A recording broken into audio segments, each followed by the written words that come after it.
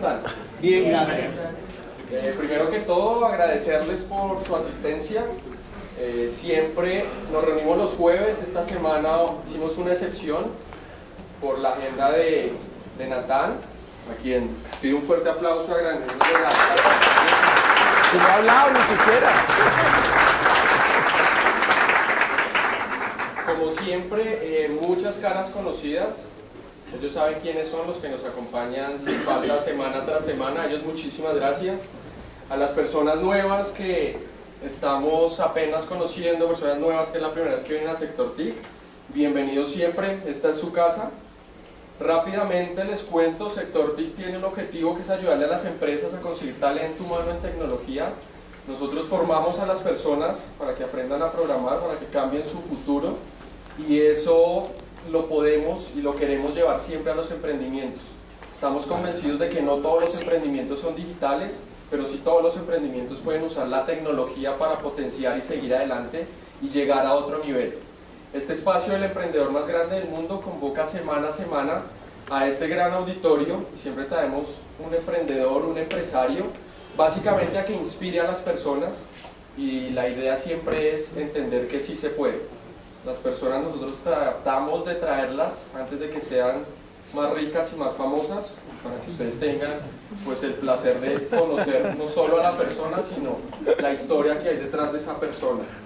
Rápidamente les cuento, el emprendedor más grande del mundo es un espacio que ha sido creado con el ánimo de compartir experiencias, éxitos y fracasos de emprendedores para que motiven a los asistentes a seguir el camino del emprendimiento como una opción de vida. Los emprendimientos tendrán visibilidad durante esta actividad, pero nos enfocaremos en resaltar a la persona y conocer el camino que ha transcurrido para tener el negocio que hoy en día lidera. No es un evento comercial ni de promoción de marca, es un evento para resaltar a la persona emprendedora y a su vez inspirar pues, a cada uno de ustedes. Contamos con la presencia de Natán Burstein. Voy a leer rápidamente lo siguiente. El 1 de diciembre de 1987, Jonathan Burstein, a la edad de 28 años, decidió comprar una fábrica de manufacturas de cuero que se encontraba en quiebra. Con la ilusión de constituir su propia empresa y con la intención de tener una marca global que aportara al desarrollo del país, nace Nalsani S.A. Su historia como emprendedor, innovador y visionario lo ha llevado a consolidar hoy una marca con más de 510 puntos de venta en 35 países, empleando cerca de 10.000 personas alrededor del mundo. Entre sus reconocimientos está el Premio Emprendedor del Año en categoría Máster 2011-2012 otorgado por Ernst & Young, representando a Colombia entre 51 países del mundo. Asimismo fue seleccionado en 2013 por la revista América Economía como empresario destacado de Colombia, galardón entregado a 11 líderes de la región. En 2014 la revista Portafolio le dedicó portada y artículo central por su gestión al frente de esta multilatina, considerada hoy sinónimo de Colombia en el exterior. Actualmente lidera con gran dinamismo Innove, un programa que promueve la innovación en todos los niveles de la organización, apostándole a consolidar a Toto como una marca líder global, gestión que le permitió en 2014 recibir el premio Portafolio en la categoría de innovación. Y nos acompaña también Karen Suárez. Karen Suárez tiene 20 años, es locutora, es estudiante de administración de empresas. Inició su canal de YouTube hace 10 meses, enfocado en finanzas personales para jóvenes, con el propósito de guiar el camino hacia una libertad financiera por seres humanos y más felices. Karen actualmente tiene más de 600 seguidores en Facebook y en Twitter, y sus, digamos, pues enseñanzas las han visto más de 16.000 veces en YouTube. Entonces les pido de nuevo un fuerte aplauso y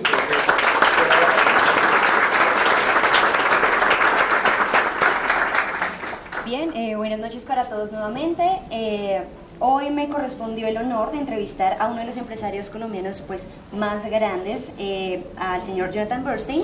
Y quiero recordarles que tenemos el hashtag numeral Toto en Sector TIC para que ustedes hagan sus preguntas a través de ese hashtag, y nuestro jefe en comunicaciones, Juan Incapié, pues estará dictando esas preguntas que ustedes pues se les ocurran pues alrededor de la charla.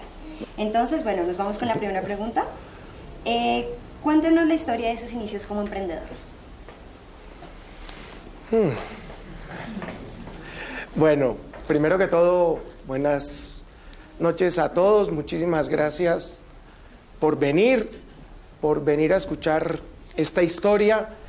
Y realmente después de, me imagino que tenemos, no sé, una hora y cuarto. Está perfecto. Si es lo una que, hora y cuarto, no hay problema. por eso, 1 hora y media. Bueno, está bien.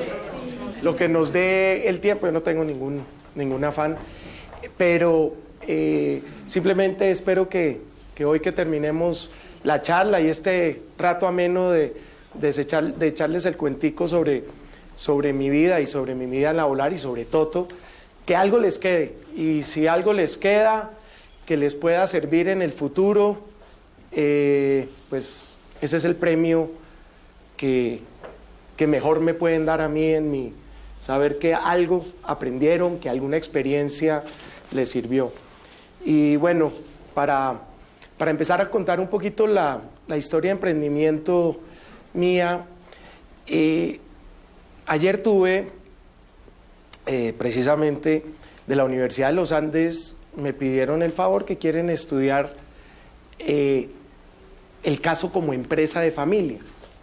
Entonces me contactó un equipo que está haciendo un estudio con otras 40 universidades del mundo a través de una metodología, porque quieren entender qué pasa donde hay empresas de familia que van entregándose generación tras generación y qué ha pasado. Entonces, pues llegaron ayer a entrevistarme, a la primera entrevista del proceso, y me dijeron, bueno, Natán, échenos un poquito el cuento de cómo inició usted. Entonces yo empecé contándoles, por supuesto, de dónde provengo. Y yo vengo de una familia de padres inmigrantes judíos, que mi papá llegó de Europa empezando antes de la Segunda Guerra Mundial, empezando. Mi mamá sí llegó mucho más joven, después de la Primera Guerra Mundial. Ella venía de Rumania, mi papá de Polonia, y es la historia de inmigrantes, gente que llega a un país sin idioma, sin conocer. Estamos hablando ya hace más de 70 y tantos años, casi 80 años, mi mamá casi 90 años, y hay que imaginarnos y echar la película para atrás y decir cómo era el mundo hace 90 años. No era ponga hashtag y Twitter a ver qué es. Cero comunicaciones, no sabían a dónde llegaban. Una carta se demoraba 1 mes o 2 meses en llegar de un lado al otro porque iba usualmente vía barco, ¿no? Entonces, hay que pensar qué pasaba en esos momentos. Al contar un poquito la historia de mi padre, nosotros somos 5 hermanos. Yo soy el menor de 5 hermanos. Mi hermano mayor tiene, y todos hombres, 72 años ya tiene mi hermano Alberto, y yo tengo 55, nos llevamos 17 años, o sea, somos generaciones diferentes. Entonces el profesor de la universidad, porque él vino a entender cuál era la historia de Toto y la parte familiar, y por eso estoy empezando con eso, al final me dijo, óigame Natán, venga, usted no es primera generación, usted puede ser primera generación en el negocio, pero usted no es primera generación, usted realmente ya es segunda generación. Y estaba con mi hijo que acaba de entrar a la organización ya como segunda generación mía, pero tercera generación de la familia. Y él me explicaba y me decía, Natán, es que cuando usted me echó la historia de su familia y de sus primeros pasos de trabajo, los primeros 5 años de trabajo antes de empezar Toto, me doy cuenta que los valores, lo que hicieron sus hermanos y sus padres por ustedes, porque estamos divididos en dos grupos, 3 mayores, después hubo un espacio de 11 años y venimos otros 2, mismo papá y mismo mamá, para aclarar, ¿no? Entonces realmente mis 3 hermanos mayores fueron porque mi papá falleció cuando yo tenía 11 años, realmente tengo pocos recuerdos de él, diferente a los regaños, ¿no? Porque pues no me acuerdo de él en la parte de educación, solamente que no podíamos decir groserías y pasarnos una serie de valores importantes. Entonces lo que quiero comenzar con la pregunta que me hacía un poquitico, que cómo son los comienzos. Los comienzos empiezan realmente desde que nací, porque nací en una familia de emprendedores. Mi papá llegó y le tocó empezar a golpear puestas, a buscar trabajo y así hizo su vida. Mi papá no fue un gran... él fue una persona enferma porque muy joven tuvo un infarto. Estamos hablando cuando tenía alrededor de 40 años, en épocas que todavía no existía ni bypasses, ni nada de esas tecnologías hoy que existen. Entonces, quien le da un infarto es una persona enferma. Ya no le digan, no le cuenten, se pone nervioso, el estrés, eso mata y todas esas cosas. Y mis comienzos son trabajando en la familia. Yo trabajé con todos mis hermanos. Empecé a trabajar con uno, me pasé a trabajar con otro y me pasé a trabajar con otros dos. ¿Y por qué trabajé con todos? Porque todos, por enseñanza de mi padre, era vamos a ayudarle y nos ayudamos. Entonces, así como mi papá ayudó a mis hermanos mayores a que cogieran camino, mis hermanos mayores nos ayudaron a los dos menores a que por lo menos tuviéramos algún trabajo al empezar. Pero en todos los que trabajé anteriormente a estos, yo quería ser el gerente. Y después de 6 meses ya no me aguantaba que me dijeran qué tenía que hacer. Y más que no me aguantara, ese realmente no era el caso. Era un poquito más el poderme desarrollar, el poder desarrollarme y el poder volar. Y sentía indudablemente, con toda la razón, ellos tenían toda la razón, yo era un muchacho joven, sin experiencia, que no me dejaban volar a la altura que yo quería. Precisamente en el Emprendedor del Año, allá en Mónaco, hace un par de años, el que vino representando a Francia, un hombre extraordinario, pues, de esos que estaban hablando aquí, que tiene, su empresa es una empresa mundialmente conocida de esencias de perfume, para esencias de olores, que se usa para perfumes, jabones, lo que fuera, y tiene presencia indudablemente en Colombia, pero en 180 países más. Ya le preguntaron cuál es su frase que quiere compartir con todos, y él dijo: antes de ser viejo y sabio, hay que ser joven y estúpido, ¿sí? Y cuando uno es joven, uno cree que se las sabe todas, ¿no? Pero el ser estúpido cuando uno es joven es donde uno también aprende mucho. Entonces, al trabajar con mis hermanos, encontré y fui buscándome mi camino de querer empezar algo donde yo pudiera desarrollar una marca, que era mi sueño, porque lo aprendí con otro hermano trabajando. Aprendí el valor de tener una marca, ¿sí? Y quería desarrollarme un poco en ese momento. Yo soy ingeniero industrial javeriano y quería desarrollarme en un proyecto donde tuviera que ver con industria. Era mi gusto y sigue siendo. La industria le tengo el gusto a la parte industrial, que si estamos hablando hace 30, 35 años, la industria era la fortaleza en ese momento.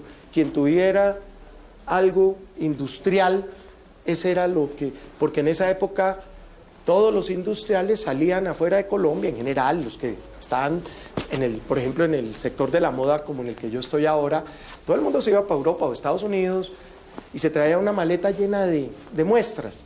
Y lo que siempre nos han dicho, que ya no es cierto, por supuesto, es que lo que se veía en Europa o en Estados Unidos o en Japón, aquí se demoraba 1 año en llegar. Entonces, el que tuviera la inteligencia y la capacidad de ir y comprar buenas muestras y de venir y reproducirlas, era. Entonces, en ese momento, lo que era esencia era tener una industria donde usted pudiera fabricar algo que usted pudiera copiar. Pero el elemento de emprendimiento es un elemento, para terminar y que sigan las preguntas y no nos quedamos aquí. El término de emprendimiento viene de la familia, viene de haber visto, no tanto a mi padre como les dije, pero sí viendo a mis hermanos mayores a mi tío, cómo empezaron de la nada, generaron negocios e industrias ellos. De ahí viene la esencia, de pronto esa llama con la cual me he movido. Ok, listo. Siguiendo por esa línea, de esos inicios, digamos que ahorita, ¿qué sigue teniendo vigencia y que de alguna manera pues rija su emprendimiento actual? Todo, las enseñanzas? Todas. El emprendimiento el emprendimiento sí se enseña y el emprendimiento sí es quiere decir, es transmitible, es enseñable, lo cual hace muchos años se decía que no, que el emprendedor sea así, se nacía, que eso, no, el emprendimiento se forma, por supuesto que hay que tener ciertas cualidades o por lo menos estar dispuesto a correr lo básico que genera el emprendimiento, el riesgo, ¿no? Que es tal vez lo más alto que conlleva el emprendimiento es el riesgo, las ganas y la importancia de creer en uno mismo. Creo que el emprendimiento, muchos de los fracasos se truncan en el momento que entra la duda de que lo que uno quiere hacer o está empezando a hacer, empiezan, porque uno se va a los famosos business plan, que creo que todos los hemos oído, y los business plan un poco de papel con números y pues el papel, como sabemos, le cabe todo. Pero ahí es donde viene ese extra, y es que uno sabe que, aparte que está en el papel escrito y dan numeritos, es que uno sabe y tiene confianza de que el proyecto, la idea que uno tiene es realizable. Si tuviera que seleccionar a una persona clave en su emprendimiento, ¿cuál sería? Indudablemente mis hermanos mayores, porque de ellos aprendí el emprendimiento. Desde muy chiquito, nosotros como, tal vez la gran mayoría de ustedes lo saben, como judíos, tenemos una tradición de comer los viernes, en la noche en familia. ¿Sí? El viernes, para nosotros, el día de descanso, no es el domingo, empieza el viernes en la noche, termina el sábado en la noche, porque nosotros religiosamente, en la parte religiosa, manejamos el calendario lunar, que empieza con la salida de la luna, la aparición de la primera estrella, o no sé qué. Entonces, el viernes en la noche era un momento donde toda la familia se reunía, nos reuníamos, ¿y cuál era el tema de mis hermanos? Pues hablar de los negocios, de todos los problemas, de todas las cosas. Entonces, pues eso fue un disco que durante años y años y años se fue a... En esa época cuando uno empezaba a hablar de negocios, ¿no? Y uno veía al chino así, no le clavaban a uno el iPad enfrente, ¿no? Chino, no moleste y póngase a ver el iPad, ¿no? No había televisión, muy poca televisión, ¿no? En esos momentos no es, si uno a las 8 de la noche no es que tenía uno 200 canales, sí, en ese momento estaba el canal 7 y el 9 si acaso, ¿no? De pronto solo había uno. Yo no me acuerdo en mi juventud haber crecido con la televisión. Muy raro veía televisión. Yo me acuerdo haber crecido, crecí en la calle, con los amigos y con los vecinos, jugando y haciendo. Entonces, eso fue de gran enseñanza. Hoy yo llego a estos mismos comidas de Shabbat, ¿cómo las llamamos? Shabbat es sábado en hebreo.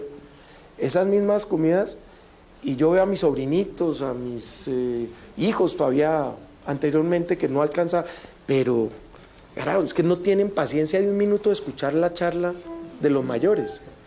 No tienen un minuto, por más de que uno les diga, siéntese, quédese. No, pues hay 200 canales, hay chats, hay tantas cosas que hoy suceden, ¿no? Que se están perdiendo y que ayudan a la experiencia del emprendimiento. Puntualmente, Toto, ¿cómo surgió esa idea de hacer Toto? A ver, Toto nace, como les dije, y como lo comentó en la presentación, yo trabajaba con un par de hermanos donde teníamos, ellos tenían una empresa de distribución de computadores, Apple, IBM y Compaq en ese momento. Y yo estaba trabajando anteriormente con un tío. Y con el tío, mire cómo son las cosas en la vida. El tío tenía una fábrica de fantasías que la tenía medio abandonada. A él ya no quería trabajar mucho, se había dedicado mucho a la construcción y le había ido bien, pero la fábrica había sido su comienzo y lo que le había dado, y él la quería mantener. Entonces me dijo: Natán, venga y me ayuda, a ver si usted viene y le mete la ficha de esto y para este negocio. A los meses que empecé a trabajar me di cuenta que había la posibilidad indudablemente de parar el negocio. Le dije: tío, yo me quedo aquí con una sola condición, que yo sepa que en el futuro yo voy a ser el mayoritario de esta vaina, porque si me voy a poner a clavarme aquí 24 horas a trabajar, ¿sí? Entonces, no. Me dijo: mire, Natán, yo no le puedo prometer eso, porque mi hijo, aunque estudie ingeniería civil, está empezando y ha dicho que aquí nunca va a venir. No, yo no le puedo, no, a un muchacho de 18, 19 años yo no le puedo cerrar la puerta. Efectivamente, hoy mi primo trabaja ahí, ¿no? Entonces mi tío muy inteligente, lección de vida, ¿no? Lección de vida que ayer, el mismo profesor de los Andes, cuando me dijo: ¿y sus hijos qué? Entonces le dije: bueno, mi hija mayor estudió administración, estudió emprendimiento en Babson, trabajó ya un par de años en la compañía y está terminando un MBA en Nueva York. El segundo es un ingeniero industrial que está empezando a trabajar en la compañía. Pero la tercera, que va para 20 años, dijo: desde que nació es cocinera, nació con una olla y una espátula en la mano. Y toda la vida, y ya está estudiando culinaria. Y cuando yo le dije: no, es que es mi hijo Natán, usted no, mire, yo quiero charlar con ella, yo sé que ella no, pero no, le conté la experiencia que tuve. Entonces, cuando me fui de ahí, me fui a trabajar con 2 hermanos que vendían estos computadores y me ofrecieron, porque en ese momento IBM les entregó la distribución de máquinas de escribir. Algunos recordarán, las generaciones más viejas, casi la penúltima generación de máquinas de escribir tenían una bolita. Y llegó una bolita que era la que contenía las letras. Y esa bolita era la que se movía y imprimía ahí la letra en el papel. Pero después vino la última generación de máquinas de escribir, antes del computador, que era una máquina de escribir con un procesador de palabras de un renglón, un solo renglón. Entonces usted podía escribir el renglón, lo miraba en la pantalla, podía corregir y ahí sí le daba el enter. Era el modelo 3 de IBM, se llamaba así, modelo 3 y modelo 5.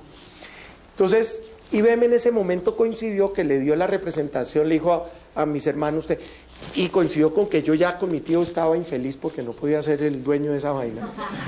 Entonces me dijeron, ya estaba casado, entonces no, ya cuando uno se casa comete locuras, pero bueno, yo he sido bastante en eso, pero en todo caso yo estaba aburrido. Entonces mis hermanos me dijeron: ¿por qué no se viene y usted se encarga de las máquinas de escribir? Trabajé como 1 año y medio, casi 2 años vendiendo máquinas de escribir y realmente no era lo mío, no me sentía en lo mío. Coger cajas de IBM, a mí me gustaba buscar un producto propio, y ahí fue cuando hablé con un amigo en un banco, y estamos hablando mediados de los 80s, 86. En Colombia, en el 86, estábamos en una crisis financiera del Banco Nacional, una crisis donde hubo los autopréstamos. Eso fue unos años después del Grupo Gran Colombiano, que también lo tuvo. Entonces el país estaba en una crisis financiera, y le dije entonces al banquero, le dije: oiga, usted que todos los días sabe quién se ha quebrado, quién se está quebrando, ¿no será que habrá por ahí una compañía para comprar? Y le conté y le dije que era lo que a mí. Me dijo: ¿sabe qué, Natán? Yo eso no sé, pero yo sé que hay personas especializadas en eso. A los meses me tocó un señor y me dijo: mire, yo vengo de parte del señor tal, del Banco Colpatria, que era el banco, y yo hago esto, ¿por qué no me echa el cuento de qué es lo que usted quiere? Entonces le eché el cuento y le dije, mire, me gusta la industria, me gustaría. A los meses apareció ese hombre y me dijo, Natán, le tengo lo que usted está buscando. Y le dije, ¿qué es eso?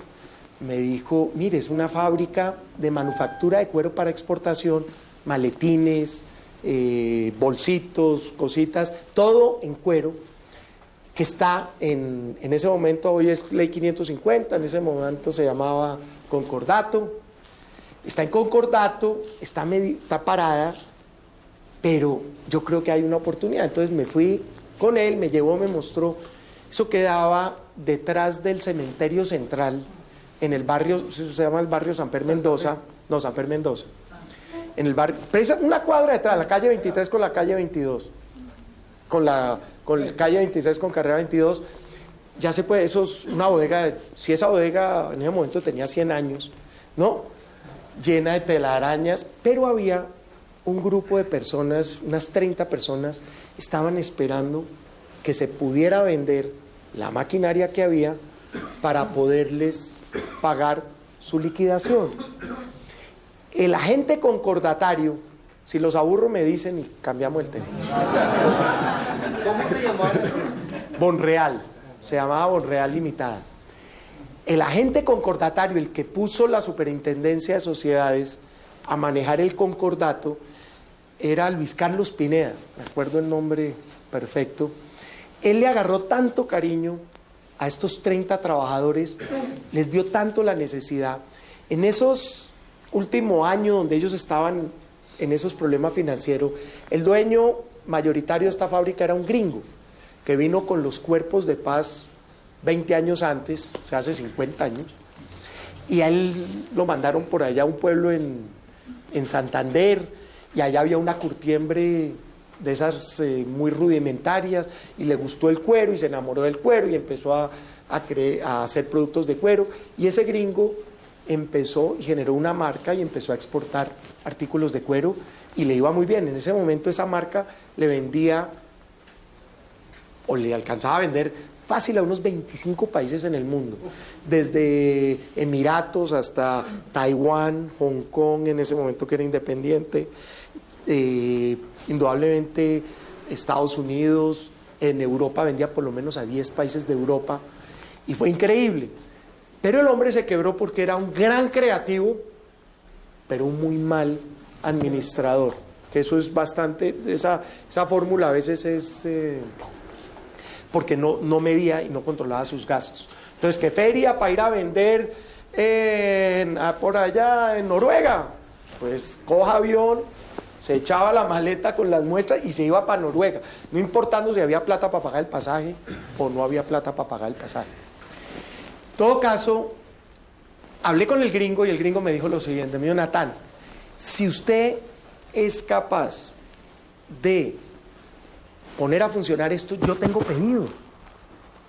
Lo que pasa es que el gringo era socio, así sea en pequeña, de una fábrica, se había hecho socio de una fábrica en Medellín, que en los años mozos de ellos, la producción que él hacía en Bogotá no era suficiente, se asoció con una familia Uribe en Medellín, gente de cueros, y montaron otra fábrica, también de lo mismo, de manufactura. Pero esa fábrica sí estaba manejada por los Uribe, estaba bien manejadita y no se habían quebrado. Entonces, yo le dije, si usted me da, y muy inteligentemente mi hermano mayor, Alberto, me dijo, Natán, déjeme y miramos esto. ¿Por qué no le proponemos a los bancos que alquilemos este aparato productivo y por un año con un precio de una vez organizado por si funciona, pero veamos que todo lo que nos están diciendo es cierto, que llegan pedidos, que el producto se vende? Entonces, así mismo logramos negociar con los bancos ese acuerdo. Los bancos no tenían ningún interés en el negocio porque cada banco le debían, eran realmente créditos pequeños. Al sumarlos eran mucho para ese tamaño de fábrica. Los bancos no mandaban gente representándolos a las reuniones porque le valía más la hora del abogado que lo que les debían. Entonces ese era un concordato que estaba a la deriva. Entonces los bancos apenas supieron que no iban a pagar un año de renta, que no tenían que pensar en el pago a la gente y todo ese problema, aceptaron. Y a los 3 o 4 meses, efectivamente el gringo con quien todavía hoy trabajo, a quien todavía le vendo hoy, empezó a mandar pedidos y los clientes empezaron. Y entonces como a los 4 o 5 meses, yo dije, bueno, me quedan unos meses para tomar una decisión importante, pero yo no puedo depender, y esta es una de las decisiones más importantes que he tomado en mi vida, pero yo no puedo depender que la parte comercial de una compañía dependa de un tercero, porque el señor, si no hay suficientes pedidos, pues indudablemente él va a ir a darle los pedidos, primero llena su fábrica de Medellín, que está funcionando, y no me va a dar a mí pedidos donde no tiene ningún interés.